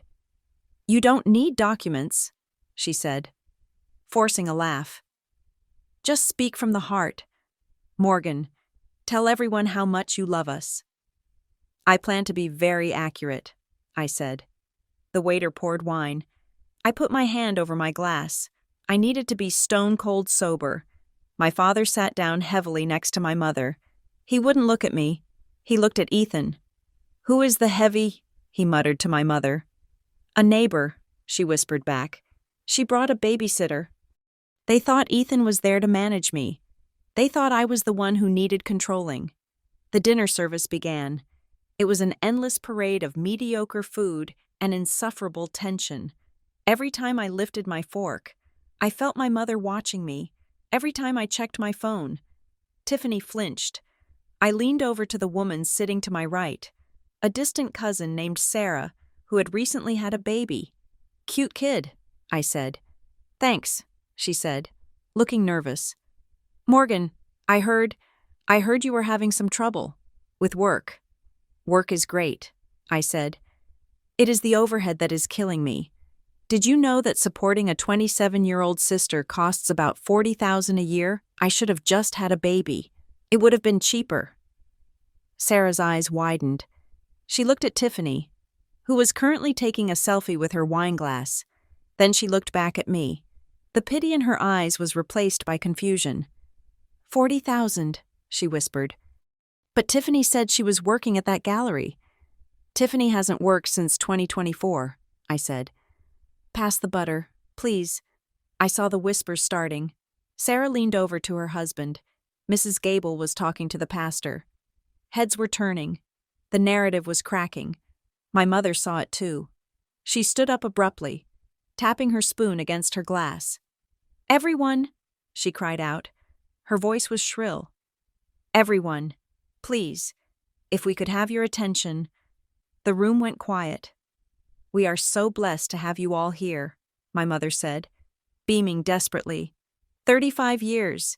It has been a journey of faith and love, and we are so proud of our children, especially Morgan, who has prepared a very special tribute for us tonight. She looked at me. It was a command. "Get up here. Do your job." The master of ceremonies, a slick man in a tuxedo, who I recognized as the church treasurer, took the microphone. "Yes, let's give a warm Cedar Vale welcome to the eldest daughter, Morgan Flores. She has a special announcement regarding the Family Legacy Fund." Applause broke out. It was polite, rhythmic applause. I stood up. I picked up the red folder. Ethan stood up with me. My mother's eyes widened. She shook her head slightly. "Sit him down." Her eyes screamed. I ignored her. I walked toward the stage. My heels clicked on the parquet floor. The sound echoed in the sudden silence of the room. The stage was just a small riser with a podium and a microphone stand. To the left of the podium, there was a small table with a flower arrangement, and on that table, sitting innocently next to the vase, was a thick, cream-colored envelope. I stepped up onto the riser. The lights blinded me for a second. I looked down at the envelope. It wasn't a gift card. It was legal size. It was thick enough to hold a deed of trust and a loan agreement. My mother had moved to the side of the stage. She was smiling, but her hands were clenched into fists at her sides. She nodded at the envelope. "Sign it." Her expression said, "Announce the gift. Open the envelope, sign the paper, and we will let you leave." It was the trap. Maya was right. They wanted the wet signature right here, in front of the pastor, in front of the crowd. They wanted me to sign away my future as a piece of performance art. I looked at the crowd. 200 faces, some curious, some bored, some judging. I looked at my father. He was sweating. I looked at Tiffany. She was smirking. She thought she had won. She thought I was cornered. I placed the red folder on the podium. I opened it. I didn't reach for the cream envelope. I reached into the folder and pulled out the single sheet of paper with the bold numbers. I leaned into the microphone. The feedback whined for a split second, a high-pitched scream that made everyone flinch. "Good evening," I said. My voice was steady. It didn't sound like my voice. It sounded like the voice of a judge reading a sentence. "My mother told you I have a gift," I continued. "She told you I was going to make a donation." I looked directly at my mother. Her smile froze. "But I think there has been a misunderstanding," I said. "I didn't come here to give a gift. I came here to audit the accounts." The room went dead silent. You could hear the hum of the refrigerator units in the kitchen. I saw my mother take a step forward. "Morgan," she warned, her voice low and threatening. "And tonight," I said, raising my voice to cut over her, "we are going to look at the receipts." I signaled to Ethan. He gave me a thumbs up from the soundboard. The trap was set, but they were the ones standing on the trap door. The microphone felt cold and heavy in my hand. It was a vintage Shure model, the kind used for karaoke nights and bingo calling, but tonight it felt like a gavel.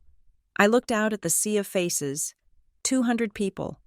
Friends, family, church elders, business associates. They were all looking at me with polite expectation.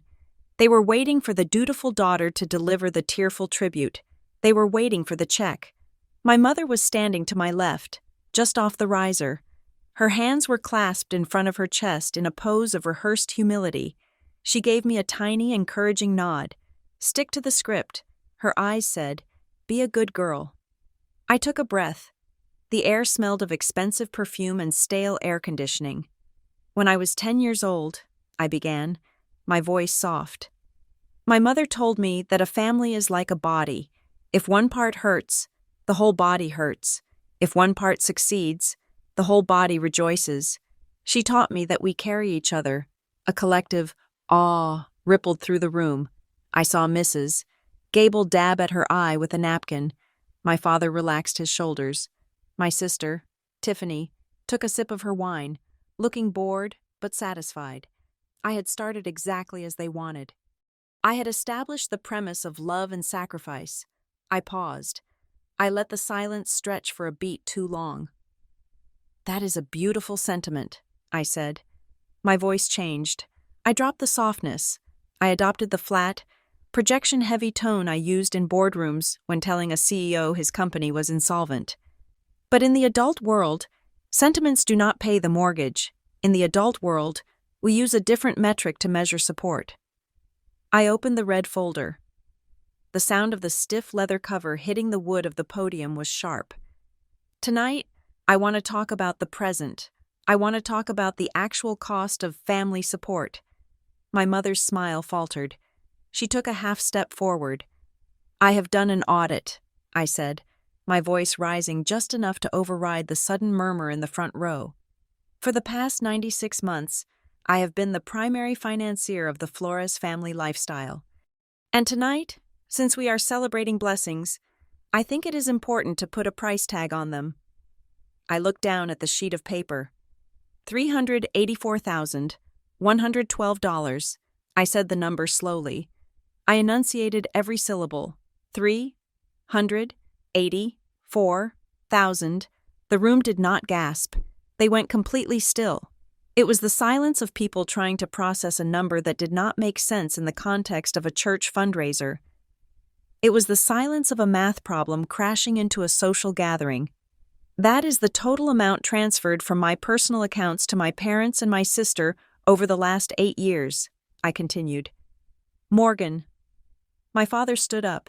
His chair scraped loudly against the floor. That is enough. Sit down. I did not look at him.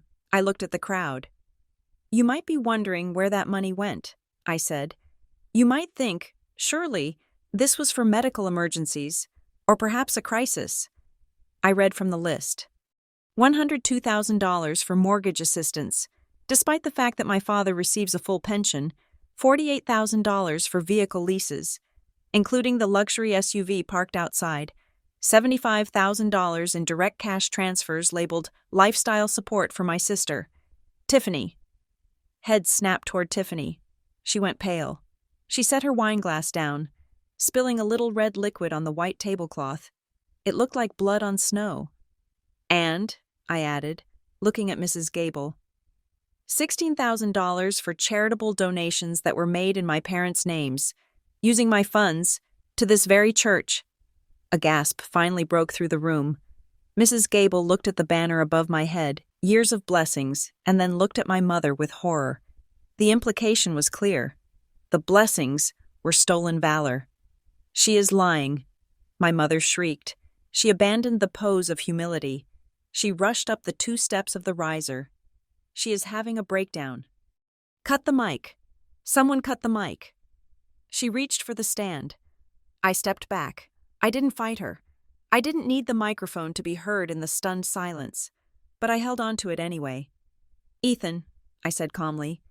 Ethan Cole stood up from his chair at the end of the head table. He picked up a stack of the printed summaries we had prepared. He didn't say a word. He just started walking down the line of the VIP tables, placing a sheet of paper in front of every guest. The summary was simple. It was the pie chart. It was the bank statements. It was the truth, printed in bold Arial font. My mother froze. She looked at Ethan, then at the papers circulating through the room. She couldn't stop 20 papers at once. These are bank-certified records, I told the crowd. Feel free to check the transaction IDs. I have the full logs if anyone wants to do a forensic deep dive later. My father was now beside my mother. He looked red-faced, sweaty, and dangerous. He looked like he wanted to hit me, but he knew there were too many iPhones raised in the air, recording everything. Morgan, you are sick, he hissed, loud enough for the first 3 rows to hear. You are embarrassing yourself. We are going to get you help. You are under a lot of stress. The stress, I said into the mic, comes from the fact that I have been funding your retirement while you laugh about it behind my back. We never laughed, my mother cried. She turned to the crowd, tears instantly springing to her eyes. It was an impressive performance. She is imagining things. She has been paranoid for months. We love her. We have done everything for her. She looked at the crowd, pleading for an ally. You know us. You know we would never use our daughter. She is twisting everything because she is off her medication. I felt a cold rage settle in my chest. Off her medication. There it was. The lie they used to discredit my reality. I looked at the crowd. They were wavering. My mother was good. She was crying. She was shaking. She looked like a victim. People were looking at me with suspicion. Was I just a bitter, unstable daughter making a scene I needed to close the door on their sympathy? Let me ask you a question, I said to the room. If someone takes your credit card without asking, adds themselves as an authorized user, and spends $40,000 on clothes and vacations, what do you call that? It is a misunderstanding, Tiffany yelled from the table. She stood up, her white dress looking like a costume now. I paid you back. You said it was a gift. I call it theft, I said, but my family calls it managing Morgan. Stop it, my mother screamed. Stop this right now. You say you love me. I said to her, you say I am imagining the manipulation. You say you never laughed. I looked at Ethan. He was standing by the soundboard, his hand hovering over the input jack. I don't have feelings, Mom, I said. I have evidence. I nodded to Ethan. He pressed the button. The speakers at Cedar Vale Country Club were old, but they were loud. A burst of static crackled through the room, followed by the crystal-clear sound of clinking silverware, then the laughter. It filled the cavernous ballroom. It was the sound of my mother and father, relaxed, happy, and cruel. Mother's voice. "The crab is excellent. Morgan really should have come. Oh wait, I forgot. We didn't tell her." The room went rigid. My mother stopped crying. Her mouth opened, but no sound came out. Father's voice. "She is working. Someone has to pay for this bottle, right?"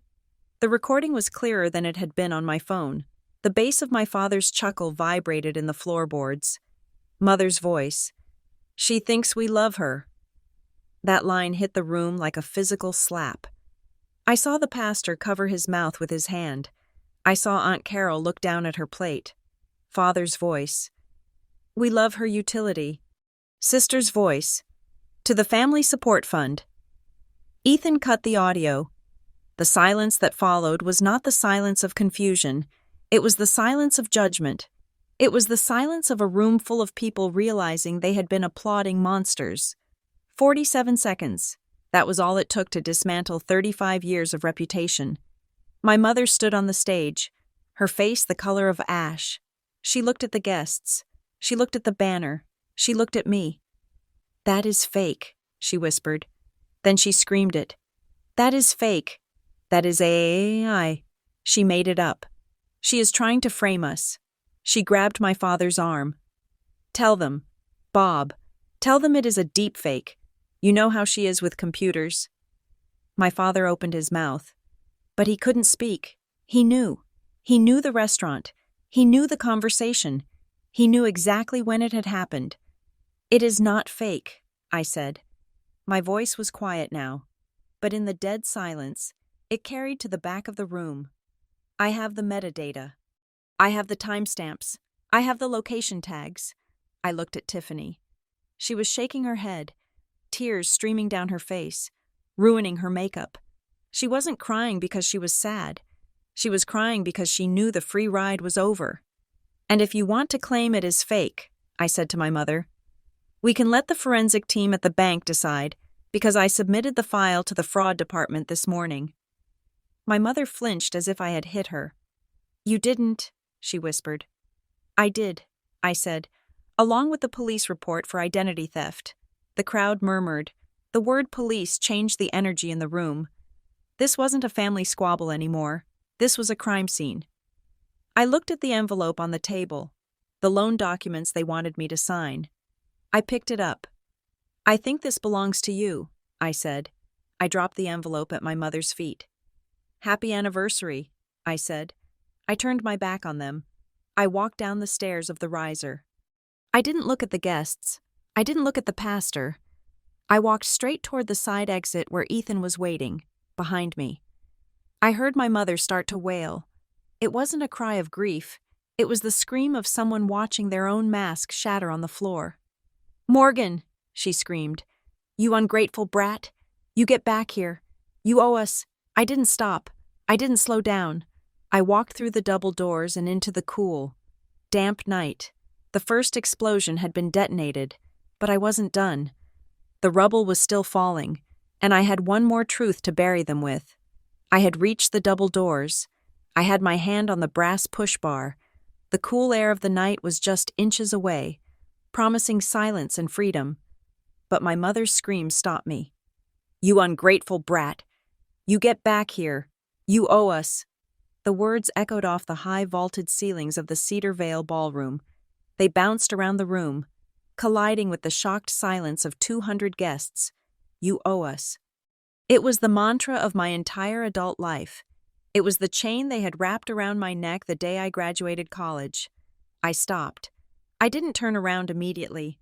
I looked at the wood grain of the door. I took a deep breath, inhaling the scent of the rain outside and the roasting meat inside. If I walked out now, they would spin it. They would say I was manic. They would say I was cruel. They would say I had misinterpreted the family support as theft. But that deep down, they loved me. They would survive this. But my mother had made a tactical error. She had invoked the debt. I turned around slowly. My mother was standing center stage, her chest heaving, her face a mask of ruined mascara and fury. My father was beside her, looking like a man who had just watched his house burn down and realized he forgot to pay the insurance premium. I walked back toward them. I didn't walk fast. I walked with the measured, predatory pace of an auditor returning to the room because they found a second set of books. The crowd parted for me. People actually pulled their chairs in as I passed. They looked at me with a mixture of fear and awe. I wasn't Morgan the daughter anymore. I was Morgan the reckoning. I walked right up to the stage. I didn't climb the riser this time. I stood on the floor, looking up at them. It gave me the angle of a judge looking at a defendant. "I owe you," I asked. My voice was calm, but it carried to the back of the room without the microphone. That is an interesting choice of words, Mother, because according to the credit report I pulled yesterday, it is actually the other way around. My father's head snapped up. "Morgan, don't," he pleaded. His voice was a rasp. "Please, not this." "You want to talk about what is owed," I said, ignoring him. "Let's talk about the future. Let's talk about the $600,000. A ripple of confusion went through the room. 600,000 I had just mentioned 384,000. The numbers were escalating. I opened the red folder again. I pulled out the credit report from Apex Mortgage Solutions. I held it up. "You all heard the audio," I said to the crowd. "You heard them laughing about my utility, but utility has a limit. Cash runs out. Savings accounts run dry. So, what do you do when the golden goose stops laying eggs? You mortgage the goose." I turned the paper so the front row could see the logo at the top. "This is a loan application for a cash-out refinance on my parents' home," I announced. "Initiated on January 15th, the total loan value is $600,000. It pays off their existing mortgage and allows them to pocket nearly $400,000 in cash." I paused. I looked at Mrs. Gable. I looked at the pastor. "But here is the catch," I said. "My parents don't have an income. My father's pension covers groceries, not a $600,000 debt. So, how did they qualify?" I pointed a finger at my own chest. "They used me?" "No," my mother screamed. She looked frantic now, her eyes darting around the room, looking for an exit that didn't exist. "That is a lie. It is a family investment. We discussed it." "We never discussed it," I said. "My name is listed as the co-borrower. My social security number is on the application. A Gmail address that I did not create, morgan.flores.private@gmail.com, is listed as my contact. That is identity theft. That is bank fraud." The room gasped. This wasn't just mooching children or overbearing parents. This was federal crime territory.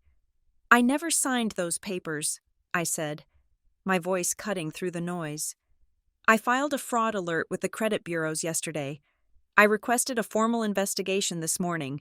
Apex Mortgage has already frozen the application." My father swayed. He grabbed the podium for support. He looked like he was having a cardiac event, but I knew better.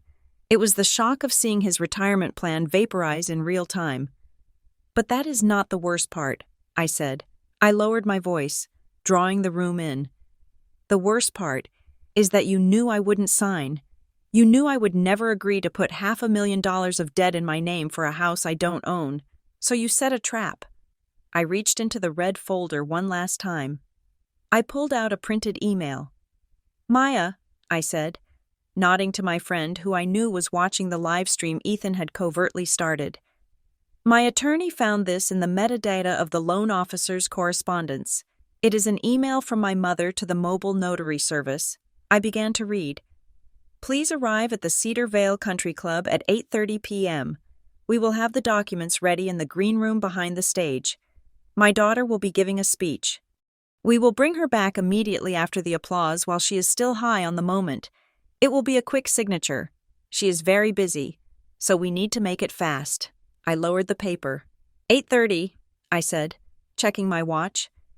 "It is 8:35. The notary is probably waiting in the back room right now. I turned to the crowd. The legacy gift wasn't a donation, I said.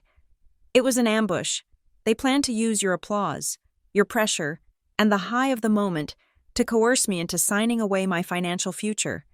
They wanted to bind me to a debt that would bankrupt me if they defaulted, and they would default because the cash out wasn't going to repairs. It was going to a shell company in Delaware called JR Holdings. I turned back to my parents. Game over, I said. The reaction was instantaneous. Mrs. Gable stood up. She looked furious. She had been used as a prop. Joyce, she demanded. Is this true? Is there a notary in the green room? My mother stammered. It is standard procedure. It is just paperwork. Morgan is blowing this out of proportion. Is there a notary? Uncle Julian bellowed from the back of the room. He stood up, knocking his chair over. Answer the question, Bob. My father looked at his brother. He looked at the crowd. He looked at my mother. And then he broke. It was Joyce's idea, he mumbled. It was quiet, but the microphone caught it. My mother spun on him, her eyes wide with betrayal. What did you say? It was your idea, my father said, his voice rising into a pathetic whine. You said she wouldn't miss the money. You said she liked helping. You said the loan would just be a bridge until what? I asked. Until you spent it all and left me with the bill. My father shrank away from me. He looked at the floor. The crowd stared at him with undisguised disgust. He wasn't the patriarch anymore. He was a coward throwing his wife under the bus to save his own skin. I looked at Tiffany. She was sobbing now. Ugly, gasping sobs. She wasn't looking at me. She was looking at her phone, likely seeing the notifications blowing up as the news spread. I didn't know, she wailed. I didn't know about the loan, I swear. You knew about the credit cards, I said to her. You knew about the authorized user fraud. You are an accessory.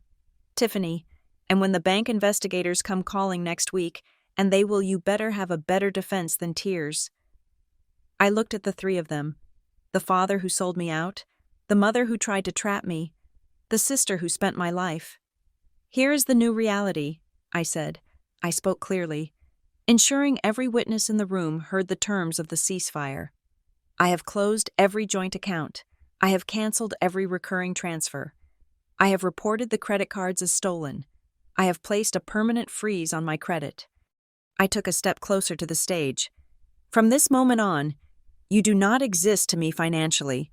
You will not get a penny, not for a bill, not for an emergency, not for a bail bond. Morgan, please. My mother wept, reaching out a hand. We are family. You can't just cut us off. We are your blood. I am not cutting you off because of the money, I said. I am cutting you off because you tried to enslave me. You are ungrateful, my mother screamed, snapping back to rage in a split second when the tears didn't work. We raised you. We sacrificed everything for you. You are nothing without us. You are a selfish, cold-hearted child. The words hung in the air, the final gaslighting attempt, the attempt to use guilt as a weapon one last time. I smiled. It was a genuine smile. It was the smile of someone who finally realized the monster under the bed was just a person in a cheap costume. I am not a child, I said, and children are not a 401k plan. Children are not an insurance policy, and children are certainly not a debt to be collected. I turned to the crowd.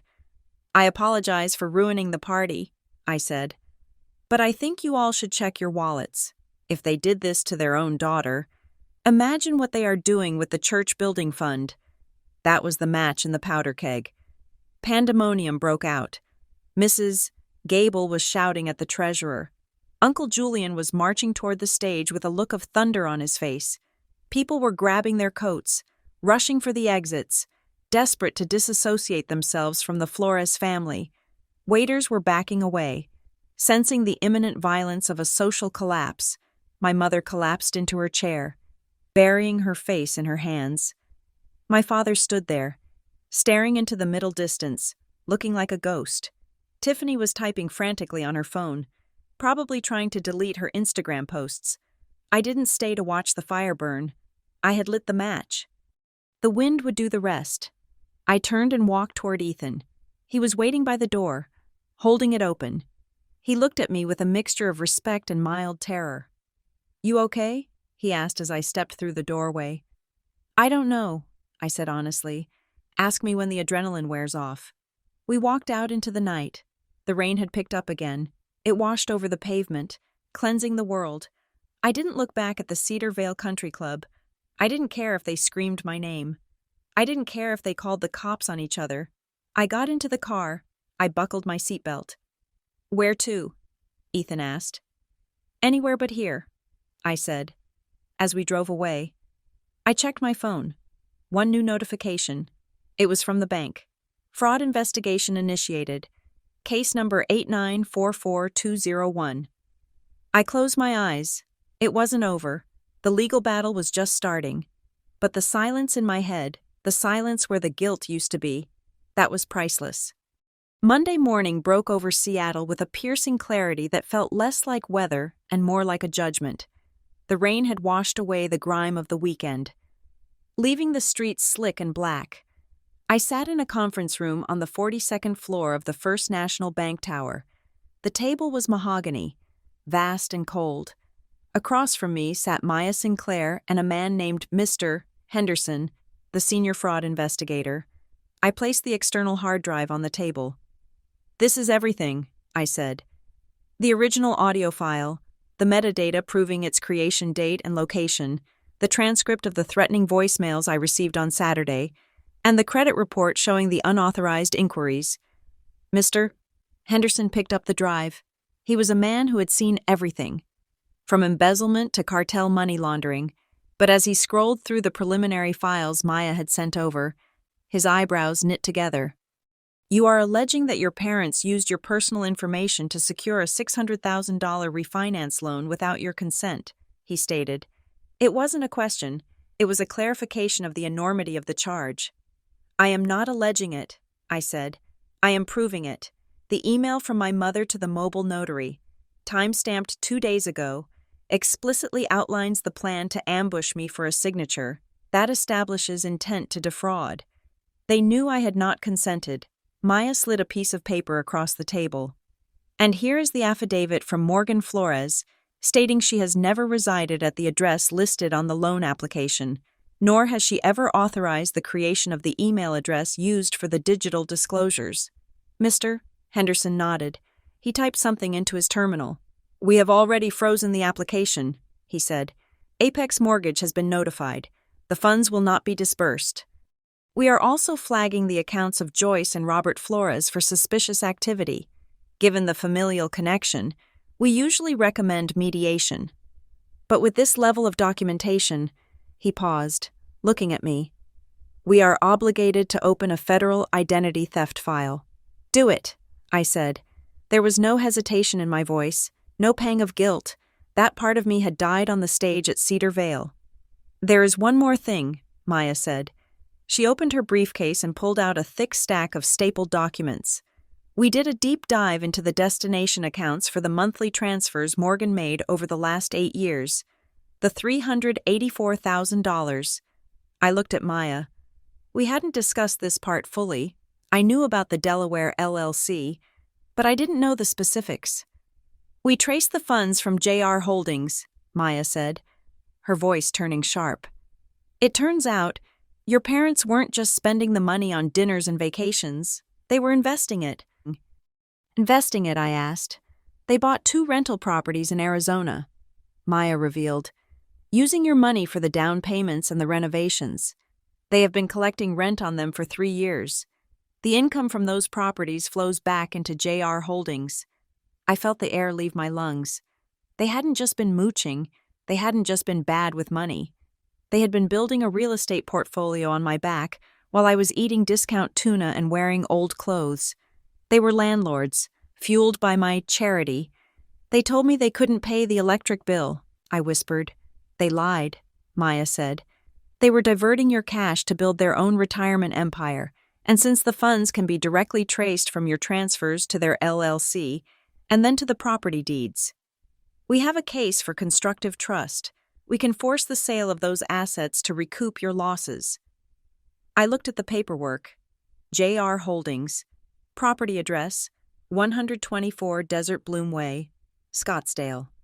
It was the ultimate betrayal. It wasn't incompetence. It was malice. It was a calculated, decade-long extraction of wealth. Liquidate them, I said to Maya. I want every penny back. The rest of the week was a blur of legal motions and silence. My phone did not ring. The silence from my family was deafening. They were not calling because they were sorry. They were calling their own lawyers, only to be told that they had no case, on Wednesday. My mother finally tried to break the siege. She didn't call my cell. She called my office line at Reinhardt. She knew I would answer a work call. Reinhardt Strategy, Morgan speaking. We need to talk, my mother said. Her voice was brittle, shaking with suppressed rage.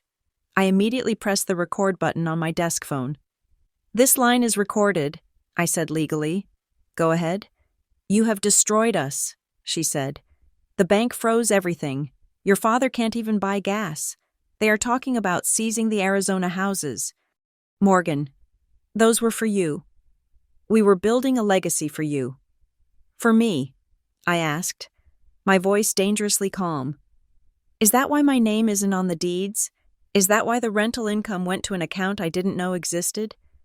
We were going to surprise you, she cried. When we died, it would all be yours. So I had to pay for my own inheritance while you lived off the profits. I asked, that is not a legacy. Mom, that is a scam. And you just admitted on a recorded line that the assets were purchased with my money. Thank you.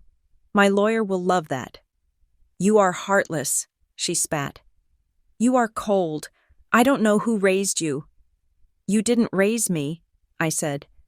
You groomed me. You groomed me to be an ATM. And now the machine is out of order. I hung up. I sent the recording to Maya.